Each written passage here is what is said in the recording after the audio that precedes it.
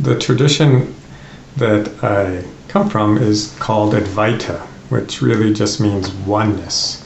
It's just a pointing to the fact that everything we experience is all really made of the same stuff. It's all one thing. Now, to give a sense of what that would mean or what that's like, especially what it would be like to actually experience that oneness beyond just a kind of intellectual understanding of it. Imagine for a moment that you woke up one morning and you discovered that everything in your house was made of clay.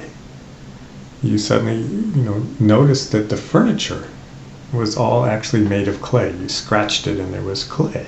Then even your appliances, even the walls, even the ceiling, the house itself, everything was made of clay. And then even more strangely, imagine that you suddenly noticed that your own body was made of clay, a kind of softer, wetter clay that was in the form of a body.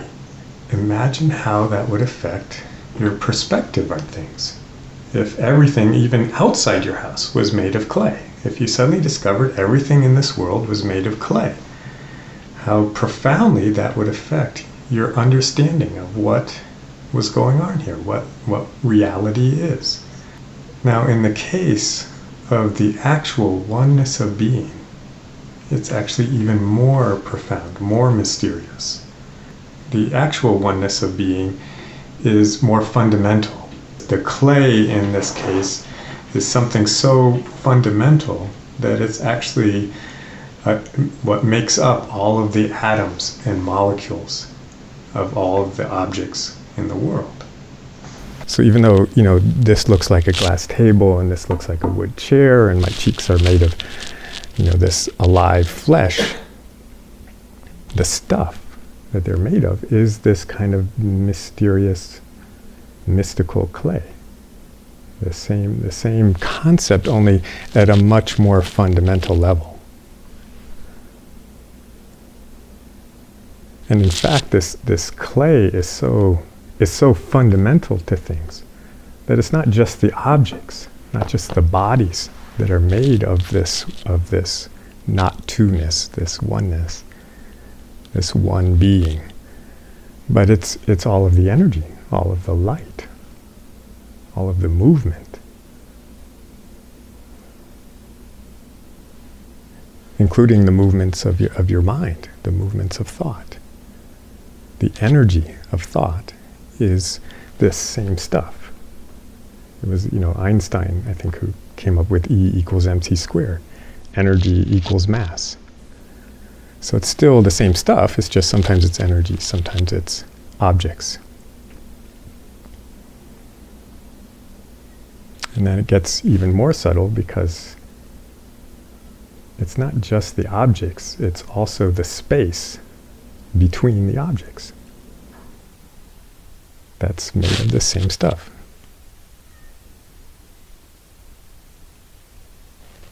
Every sound,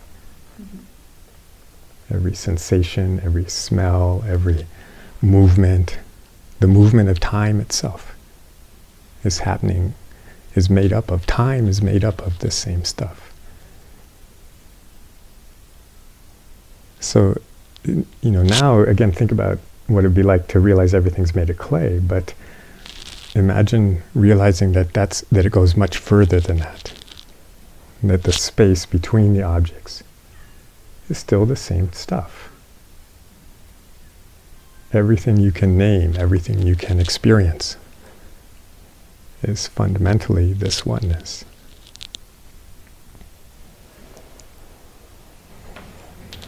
He wants to join us. There's a clay cat somewhere. Yes. He says, wait a minute, I'm part of the oneness too,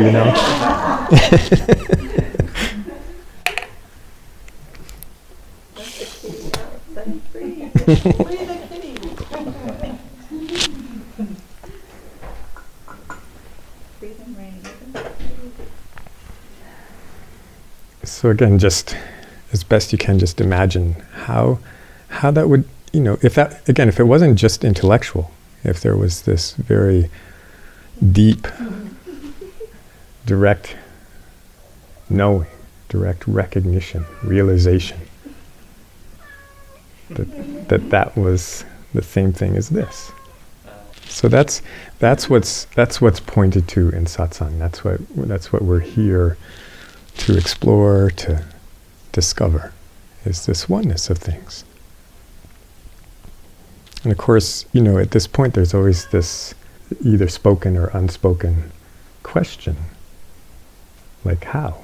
How do I go from intellectual understanding of those words to where that's actually my experience, where that's something that I know the same way that I know if I put my hand on a hot stove it's going to burn.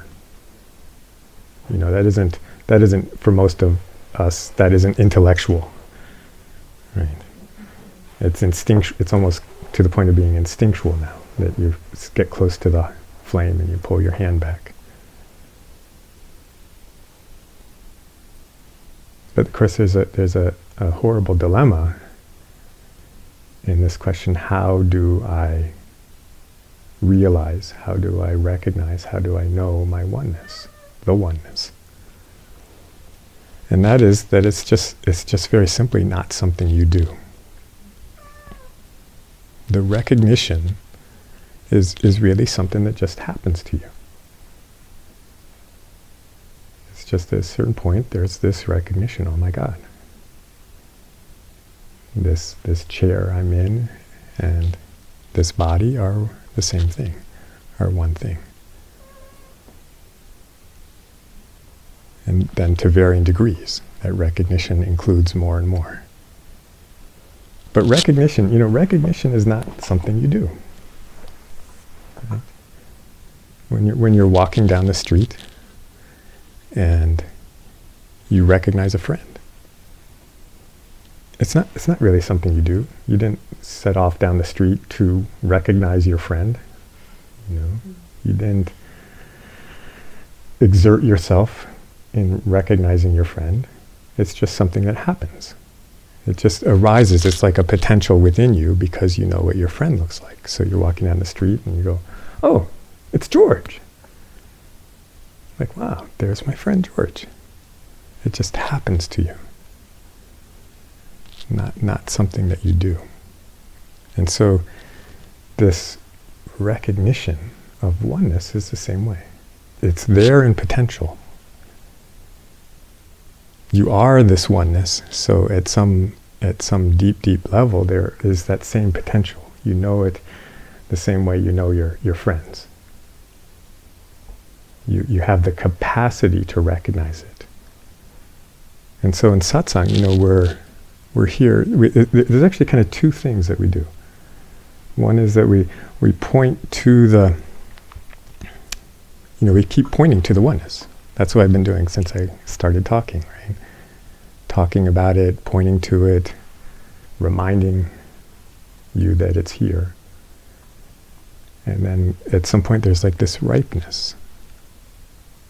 This inner capacity is ready to, again, to some degree, possibly even as I was talking, there was some degree of realization or a deeper understanding of it intellectually even, or a deeper understanding that kind of touched something further down, you could say, more in your bones.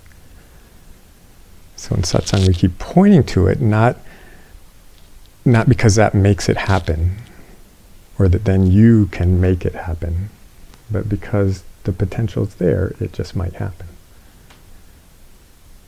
So in a sense, we're like somebody walking next to you down the street saying, "Is that George?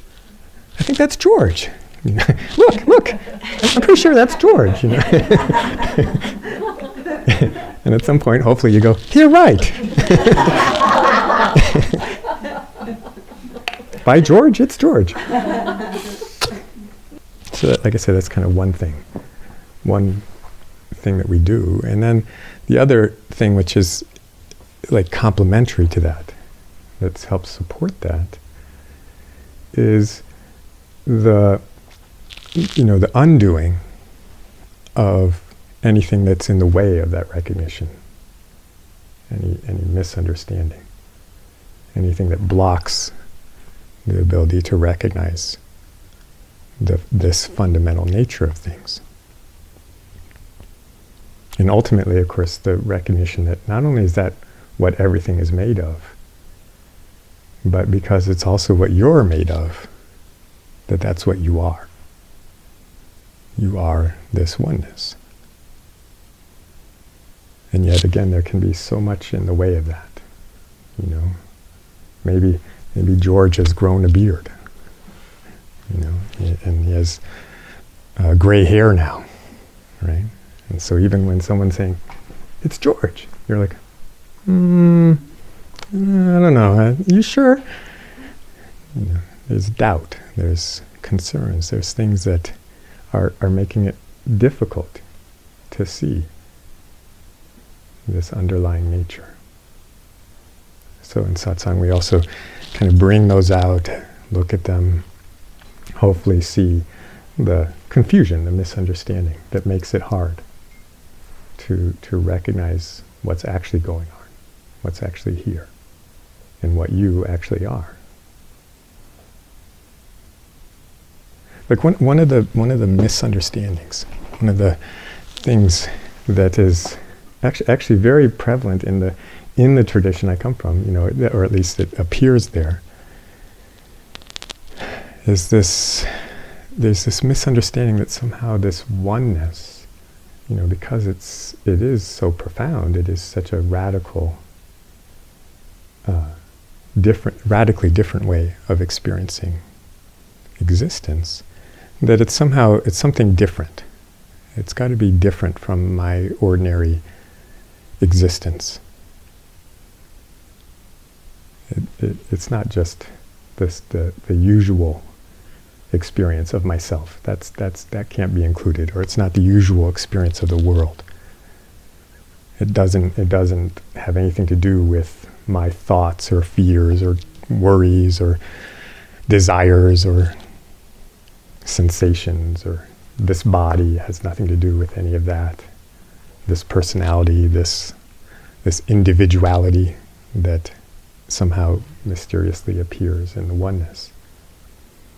So there's kind of a focusing on the word, the way the words is directly translated, which is not two. Oh, well, it's not two. So anything that looks like two, might as well throw it out, you know. That's not it. Right? And so there's this like misunderstanding that what we experience every day and what you know yourself to be already, if you have any sense of yourself, you know, that you are here right now, that's the oneness also. The misunderstanding is not that you take to be yourself, this body, this mind, these kind of patterns of identification and thought and feeling and desire that you know you're very familiar with because they're around all the time. The misunderstanding is that they're not part of the oneness. The misunderstanding is that by itself is what you are. That what you are is just this body, just these thoughts, just these ideas, just this kind of, you know, little bundle of personality and behaviors, and that's what you are and not everything else. So all of that is the oneness and everything else, and the air that's going in and out of your lungs, and the light, you know, shining both directly into your eyes and bouncing off all the colors in this room and coming into your eyes. That everything you already take yourself to be is just as mysterious as the most profound or subtle dimensions of this infinite oneness. It's just the misunderstanding is that's all there is. That's me and that's it. In a sense, it's as if you were so identified with your hand that you thought, this is me, And that's it. This is me. And imagine the misunderstandings that could come from walking around all day thinking, this is me, It's like you'd be only concerned whether or not your hand makes it across the street. As long as your hand's on the curb, you don't care if the bus is running over the rest of you. Right? Again, that gives a sense of how fun, not of what it would be like fundamentally to recognize that you are everything, but what's really involved when we have this misunderstanding, when we take this little limited portion of your true being and call it me. Leaves out a lot. I could go. I do have this tendency. I probably will, at some point tonight, wear out that metaphor. But you could probably come up with some good images yourself of what it would be like to walk around thinking you are a hand, trying to mate with other hands, and not worried about the rest of the person. So again, that's what satsang is for, both to point to this bigger reality. Just keep pointing, just keep suggesting, reminding, and then when a misunderstanding comes up, to look at that, to see the mistake in the limited understanding, to maybe possibly see what's in the way of simply recognizing that what you are doesn't stop anywhere. It never has.